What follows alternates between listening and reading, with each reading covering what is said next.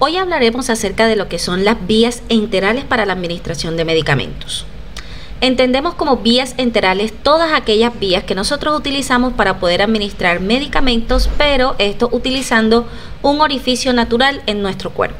Hablamos de orificios naturales como por ejemplo la vagina, el ano, la nariz, el oído, el recto, la boca, etc. Entonces vamos a administrar o vamos a tocar cada una de ellas. Por ejemplo, encontramos como primera, que es la más usada de todas ellas, la vía oral. La vía oral, así tal cual como su nombre lo indica, podemos utilizarla para la administración de medicamentos a través de la boca. Lo que necesitamos o lo que buscamos a través de esta vía es que básicamente el medicamento se desintegre en el estómago y continúe su absorción por el intestino delgado y obviamente pueda hacer su efecto terapéutico para el cual fue diseñado. Podemos decir que esta vía oral es una de las más utilizadas de las vías parenterales y usualmente nosotros podemos encontrar en el mercado una gran cantidad de presentaciones farmacológicas que vienen diseñadas precisamente para esta vía. Digamos que una de las desventajas de este medicamento o de esta vía más que todo sería el hecho de que tarda un poco en hacer efecto. Precisamente porque el medicamento necesita primero ser desintegrado en el estómago, ser absorbido a través del intestino, pasar al torrente sanguíneo y luego allí, entonces a partir de ese momento, es que podríamos considerar que el medicamento puede hacer el efecto terapéutico que nosotros deseamos, ¿no? Entonces, usualmente este promedio de vida del medicamento en hacer efecto, pues puede ser un poquito más tardado en algunas personas que en otras. Aquí sí cae definitivamente lo que tiene que ver el metabolismo de la persona, pero básicamente estaríamos hablando que es una de las vías un poco más tardadas que se ofrece en estas vías enterales. Hablamos también de la vía sublingual. La vía sublingual es aquella vía en la cual nosotros utilizamos un medicamento para colocar justo debajo de la lengua, para que puedan ser disueltos allí mismo. ¿Qué pasa entonces con la lengua y lo que existe debajo de ella, debajo justo de la lengua?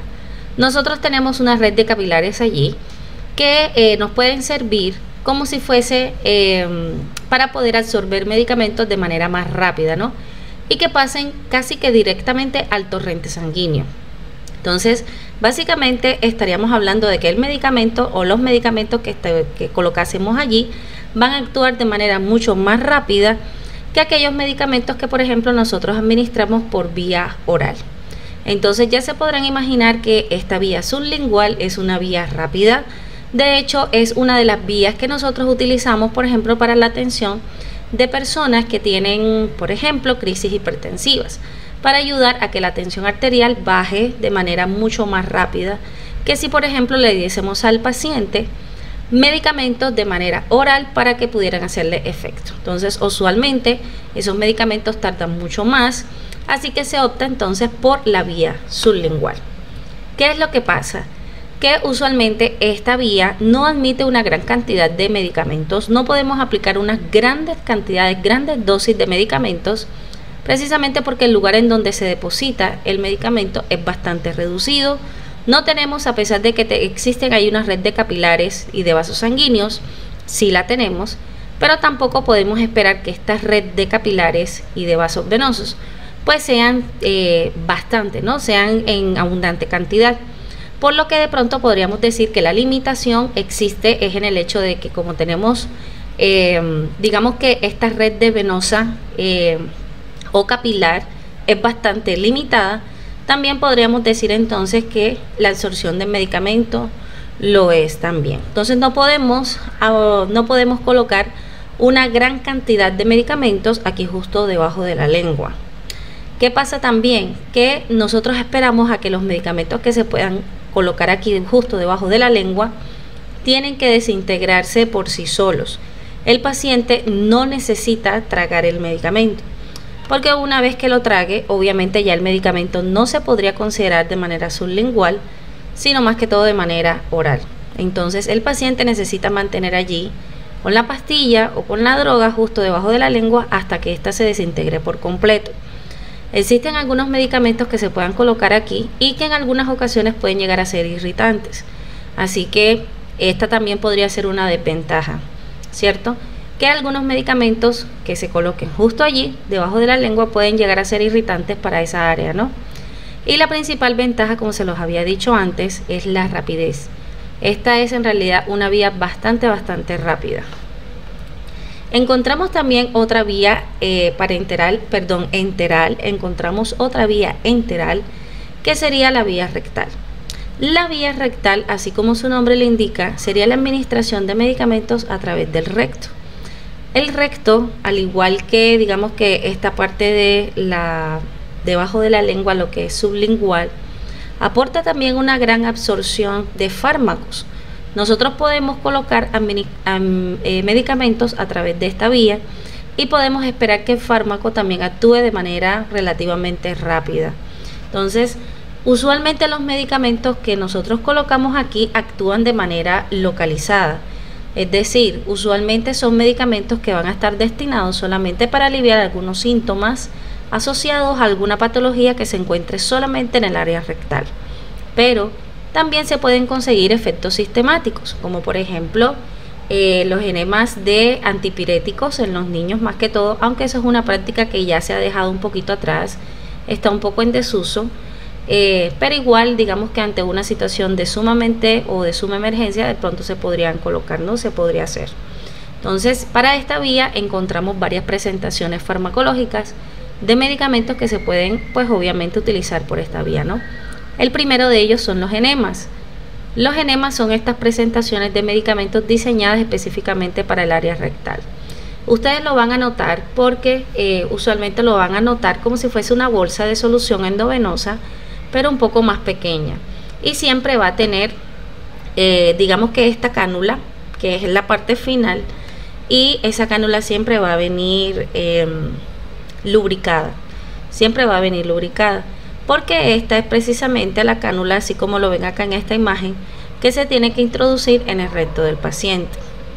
Esto que ustedes ven aquí, que es la conexión entre lo que podríamos decir o asimilar como si fuese el equipo de venoclisis, cuando estábamos hablando de las vías parenterales, específicamente la vía endovenosa, podríamos asimilar mucho eso, ¿no? Como si esto fuese un equipo de venoclisis. Entonces, digamos que este equipo que ustedes ven aquí, que es esta manguera, y la conexión hacia la bolsa, ustedes van a encontrar este anillo de seguridad.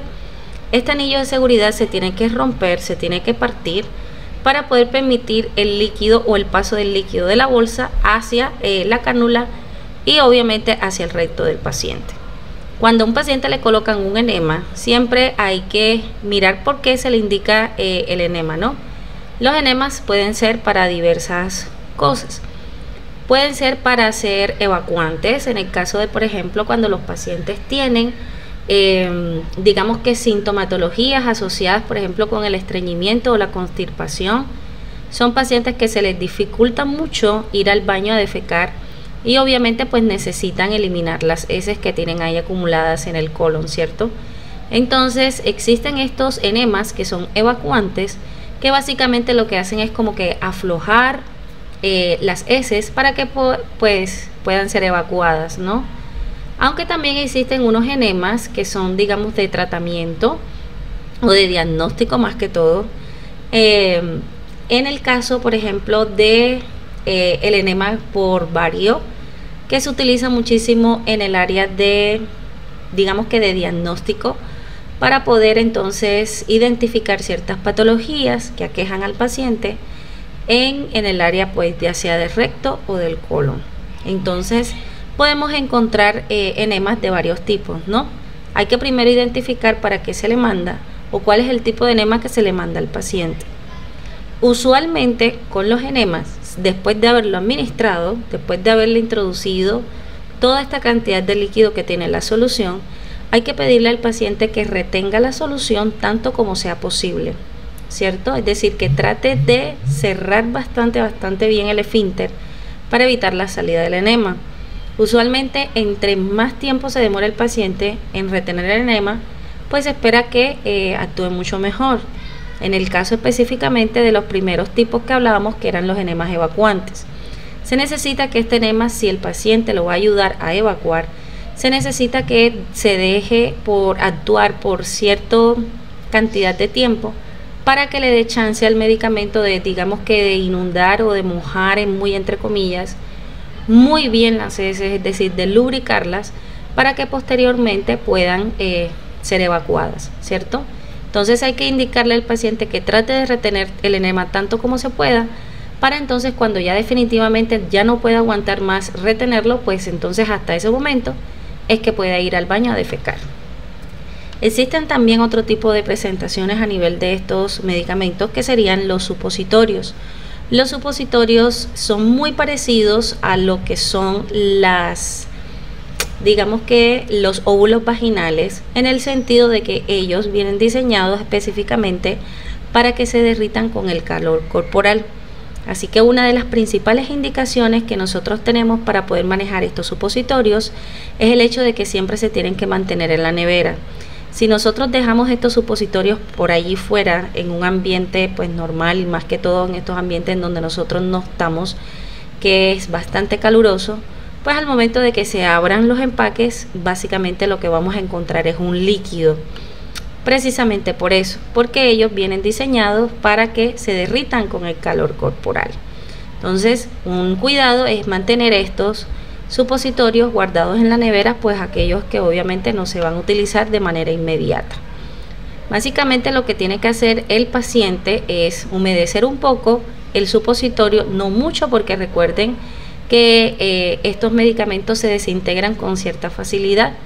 Solamente podríamos humedecerlo un poco, solamente para poder facilitar la introducción de este supositorio a través del recto, ¿no? A través del ano de la persona. O bien podríamos buscar una solución tipo lubricante que pueden conseguir bastante en el mercado, o incluso utilizar un poquito de vaselina, cualquier sustancia, cualquier solución que nos pueda servir como lubricante, ¿no? Para que el paciente pueda pasar el supositorio a través del ano. Lo que se va a hacer es que ese supositorio, como tiene forma de bala, así tal cual como lo ven en las imágenes, la punta es la que tiene que penetrar de manera inicial, ¿no? Y continuar, ser empujado lentamente a través del recto del paciente hasta que ya pues obviamente se introduzca de un todo. Usualmente los supositorios, la gran mayoría de ellos vienen diseñados para poder aliviar sintomatologías que están bastante cercanos, o están, digamos que directamente relacionados con la salud del recto del paciente. Por ejemplo, en los pacientes que tienen hemorroides, para poder aliviar síntomas relacionados con esa patología. Existe también otra vía, que es la vía tópica. La vía tópica es aquella vía en la cual nosotros depositamos medicamentos sobre la piel del paciente. Recordemos que la piel es uno de los órganos más grandes que nosotros tenemos en nuestro cuerpo, y por lo tanto, junto con lo que es la vía oral, podríamos decir que se encuentran también bastantes presentaciones farmacológicas que vienen diseñadas para esta vía, ¿cierto? Entonces, aquí podemos conseguir de manera inicial lo que son los geles. Nosotros podemos conseguir geles para poder tratar muchas afecciones, ¿no? Pero usualmente los geles, que usualmente vienen componente principal que traen, es un componente líquido o acuoso, es decir, agua, pues obviamente la gran mayoría de estos geles están diseñados para aliviar los dolores, más que todo. Existen otro tipo de cremas, que ya digamos que estas cremas que son tópicas o más generales, sí se amplían a un rango más extendido de lo que son otro tipo de medicamentos, ¿no? Por ejemplo, el caso que tenemos aquí es un antimicótico bastante conocido, y pues usualmente se indica para poder tratar obviamente infecciones debidas a hongos, aunque también tenemos cremas antibióticas de uso tópico también. Incluso también podemos conseguir otras más. Encontramos los ungüentos. Los ungüentos, que serían aquellas cremas que nosotros nos podemos aplicar, pero que no tienen una base de agua como lo son los geles, sino que estos ungüentos usualmente tienen una base grasa. Tienen como principal componente es una base grasosa, sobre la cual trabajan o se anexan otra clase de medicamentos. Entonces, podríamos decir que la gran mayoría de los ungüentos, cuando nosotros no los aplicamos en la piel, dejan una sensación como grasosa en la piel. Esta grasa, si bien permite que sea un poquito más difícil que sea absorbido por la piel, también se entiende de que ese ungüento o esa grasita que normalmente mantiene el ungüento permite que el medicamento se fije mucho o por mucho más tiempo en la piel en comparación con los geles. Los geles suelen ser absorbidos por la piel muchísimo más fácil, pero también es cierto de que se pueden retirar con mucha más facilidad que los ungüentos. Los ungüentos, al presentar esta base grasosa, son un poco más difíciles de retirar de la piel y por lo tanto el medicamento tiene chance, por decirlo de alguna manera, de fijarse mucho más en la piel y obviamente puede permanecer o puede ejercer su acción por mucho más tiempo. Entonces son estos ungüentos los que son un poco más efectivos en ese sentido, ¿no? Encontramos también los parches, que los parches por un tiempo, hace mucho tiempo atrás, eran bastante frecuentes en su uso. Ya casi uno no los ve de manera tan frecuente como antes, pero se siguen aplicando o se siguen utilizando en la actualidad. De hecho, en un avance que se tiene a nivel de los métodos anticonceptivos, ya incluso podemos encontrar anticonceptivos en forma de parches, donde ya no es necesario, al menos hasta el momento, que la mujer, pues esperemos que de pronto más adelante para los hombres exista también esta alternativa. Entonces aquellas chicas que por ejemplo no les gusta tomar medicamentos, no les gusta inyectarse, esta puede ser una excelente opción de utilizar parches anticonceptivos. Obviamente que estos parches en ese sentido o para ese fin de la anticoncepción se necesitan tener unos casos muy puntuales o unos cuidados muy puntuales, precisamente para que el parche haga el efecto deseado, ¿no? Que en este caso sería evitar un embarazo. Entonces ya podemos encontrar incluso parches anticonceptivos. Es un avance bastante importante y digamos que le facilita la anticoncepción a las mujeres que de pronto tienen este tipo de problemas de que no quieren tomar medicamentos ni mucho menos tampoco se quieren inyectar. También encontramos parches para aliviar dolores, sobre todo dolores lumbales o dolores en la espalda, que esto es uno de los parches más usados que se utilizaba anteriormente y pues todavía se sigue utilizando, ¿no?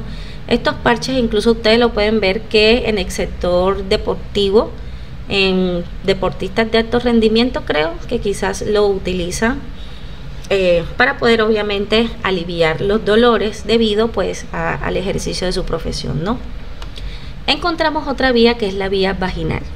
La vía vaginal, tal cual como su nombre lo indica, es la administración de medicamentos en la vagina.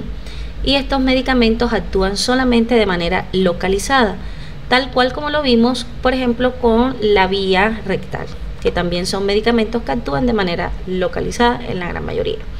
Aquí también hablamos de un efecto localizado. Solamente se espera que los medicamentos que sean aplicados aquí puedan, digamos que, intervenir a nivel vaginal solamente. Usualmente los medicamentos que nosotros vamos a encontrar o la presentación farmacológica que nosotros vamos a encontrar para administrar medicamentos a nivel de la vagina serían básicamente dos. El primero de ellos son las cremas vaginales. Usualmente las cremas vaginales más comunes son las que vienen como cremas antimicóticas, porque es muy frecuente que las mujeres tengan infecciones de tipo micóticas en la vagina, ¿no? Por los cambios de pH, por la humedad, etcétera. Pero sí son uno de los medicamentos usualmente que más o con más frecuencia se usan, ¿no? Estas cremas vienen con unos aplicadores que usualmente cuando se le mandan a una mujer como tratamiento para alguna infección vaginal, usualmente se le mandan digamos que varios días de aplicación de la crema. Usualmente se mandan por 7 días, aunque ustedes ahora en el mercado pueden encontrar alternativas muy buenas en donde se disminuyen las cantidades de aplicación de este medicamento. Se baja de 7, por ejemplo, a 3 días no más, e incluso hay un medicamento que solamente se aplica un solo día, es decir, es de un solo uso y ya. ¿Qué es lo importante decir aquí? Que las cremas vaginales siempre vienen con estos aplicadores. Estos aplicadores se hace necesario decir que no son reutilizables. Son aplicadores que yo no tengo que lavar para poder volver a usar y así nuevamente cuando nuevamente me toca el siguiente día volver a usar exactamente el mismo. Estos aplicadores son desechables. Por eso es que cada cajita trae varios aplicadores, dependiendo del número de días en que sea mandada la indicación o la orden médica, ¿no? Usualmente ustedes van a encontrar hasta 7, como les decía, porque es lo más común hacerlo, hasta 7 aplicadores para 7 días de aplicación. Existen también otros tipos de presentación farmacológica que son los óvulos vaginales, que como su nombre le indica son medicamentos en forma de óvulos que se administran en la vagina. Y estos óvulos, al igual que lo que les comentaba antes que son los supositorios, son medicamentos que vienen diseñados para que se derritan con el calor corporal. Por eso es que estos óvulos también requieren el mismo cuidado que los supositorios. Aquellos óvulos que no se estén utilizando de manera inmediata tienen que ser administrados, tienen que ser guardados en la nevera para evitar que se derritan. Eso es muy importante tenerlo en cuenta. Y los óvulos vaginales, al igual que con los supositorios, necesitan ser administrados, pueden ser por el mismo paciente, ¿no? En este caso muy particular, los óvulos, primero tiene que ir, digamos que esa forma de lágrima. La punta más cerrada es la que va a penetrar primero y la mujer necesita introducirse, digamos que estos óvulos, tan profundo en la vagina como sus dedos y ella misma permita. Entre más profundo sea la aplicación del óvulo, pues se espera que la crema o que el óvulo, perdón, actúe mucho mejor. No hay que decirle y ser muy enfático con las mujeres que se aplican los óvulos que necesitan introducirse eso tanto como se pueda. Entre más profundo, mejor, para que el medicamento pues actúe de la mejor manera. Y eso hay que decírselo. Hay que decirle que esos óvulos se aplican es en la vagina, porque hay muchas mujeres que no conocen acerca de todos estos medicamentos y por ignorancia, por falta de conocimiento o porque no se le dan las suficientes indicaciones, las mujeres terminan viendo estos medicamentos y piensan que se los tienen que tomar. Entonces siempre hay que tomarnos el tiempecito para indicarles a los pacientes cómo es que se tienen que tomar los medicamentos, cuáles son las recomendaciones que nosotros como profesionales debemos darle al momento de, digamos que ese paciente tome ciertos medicamentos e incluso también advertirlos de posibles efectos secundarios que puedan tener al momento de tomar los medicamentos. Entonces todas estas partes o todos estos aspectos hay que decírselos a los pacientes para evitar entonces futuras complicaciones en ellos, ¿no? Encontramos también la vía ótica. La vía ótica es la administración de medicamentos en el oído. Básicamente sería eso. En el oído nosotros administramos medicamentos principalmente para poder tratar lo que son infecciones o poder tratar lo que son aquellos impactos de cera que tienen muchas personas en los oídos. Entonces ayudamos con este medicamento, se aplican ahí en el canal auditivo para poder tratar infecciones, sean de tipo, no sé, micóticas o bacterianas, o la que sea que tenga la persona allí, o bien para tratar, como les decía antes, estos tapones de cera que algunas personas pueden presentar en el oído, ¿no? Entonces sabemos que esa acumulación de cera puede ser muy dolorosa. Entre más se acumule cera y entre más dura se vuelva esa cera, pues obviamente que va a ser mucho más doloroso para el paciente. Entonces aquí se administran medicamentos como para poder ablandar esa cera y poder usualmente facilitar la extracción, ¿no?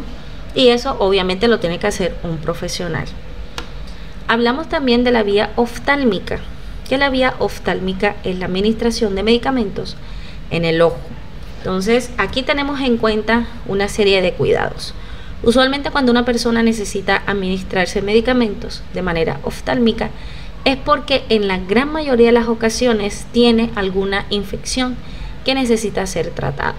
Entonces en estos casos, cuando el paciente tiene una infección ocular activa, siempre se hace necesario mantener una distancia bastante prudente entre lo que es la punta del frasco o del colirio que nosotros estamos utilizando y el ojo del paciente, porque obviamente que entre más cerca coloquemos el colirio o el frasco al ojo del paciente, existe más chance de que éste se pueda contaminar y obviamente que contamine todo el contenido del frasco.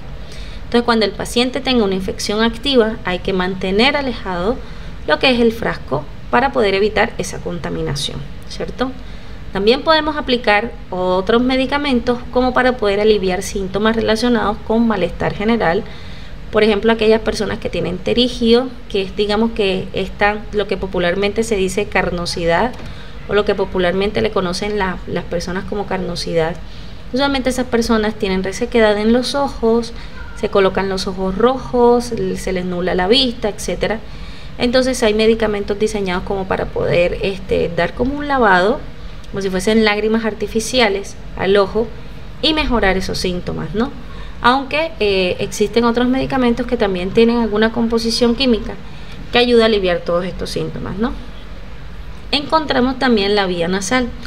La vía nasal son todos aquellos medicamentos que se pueden administrar a través de la nariz y que se espera que actúen a nivel de lo que es la mucosa nasal.